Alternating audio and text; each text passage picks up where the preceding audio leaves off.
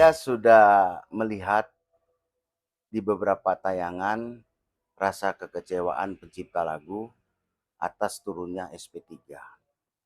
Jadi begini, jika kita menempatkan persoalan ini secara objektif dan profesional, maka perasaan tersinggung atau rasa sakit hati atas pernyataan Rizky Bilar sebagaimana disampaikan oleh pencipta lagu, jangan dilihat dari sudut pandang tunggal, tapi harus dilihat dari sudut pandang sebab akibat. Coba renungkan secara adil, bukankah pihak yang dilaporkan pun jauh lebih sakit hati?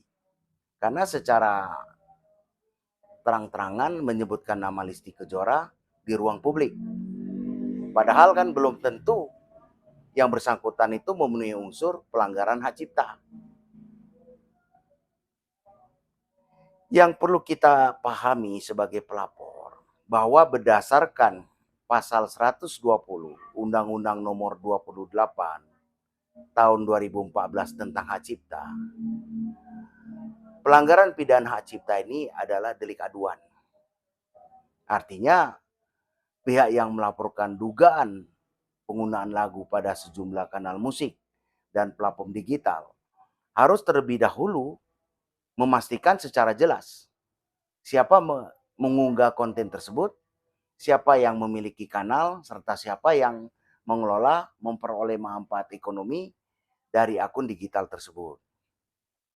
Pendekatan ini tidak cukup hanya dengan melihat siapa yang tampil dalam video atau siapa yang menyanyikan lagu tersebut, melainkan harus diarahkan pada pihak secara faktual, memiliki kendali dan tanggung jawab atas distribusi serta monetisasi konten. Dan secara sederhana, pelanggaran hak cipta itu terjadi ketika sebuah karya digunakan tanpa izin dari pemegang haknya. Dan penggunaan itu bertujuan untuk mendapatkan keuntungan secara komersil. Nah, disinilah letak poin pentingnya. Kita harus menganalisa siapa sebenarnya yang menerima manfaat ekonomi dari penggunaan karya tersebut. Karena dalam perspektif hukum, pihak yang secara nyata memperoleh keuntungan komersil itulah yang relevan untuk diminta pertanggungjawaban dan berpotensi menjadi subjek laporan. Nah, menurut analisa saya, sebaiknya pengajuan pra peradilan dikaji lebih mendalam lagi.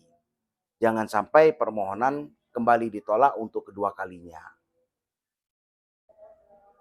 Objek pemeriksaan dalam pra peradilan akan mengerucut pada alasan hukum penghentian dan penolakan laporan.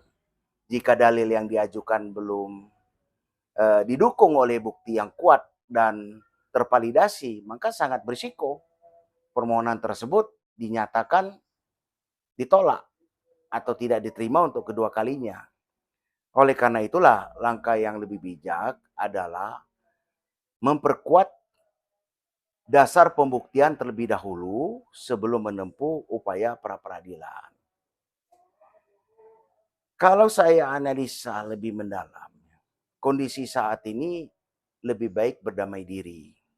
Sebab pihak yang sebelumnya dilaporkan juga memiliki potensi kekuatan hukum yang cukup besar apabila memutuskan untuk mengajukan laporan balik.